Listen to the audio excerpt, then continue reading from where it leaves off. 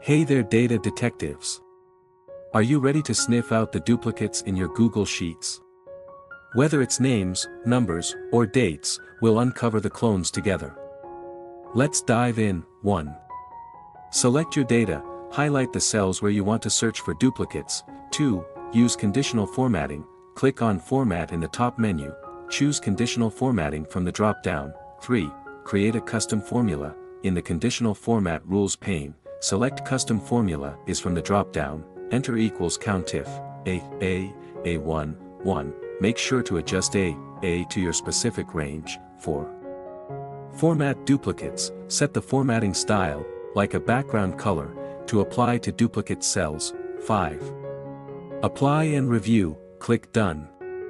Duplicates will now be highlighted based on your formatting choice. That's how you find and highlight duplicates in Google Sheets.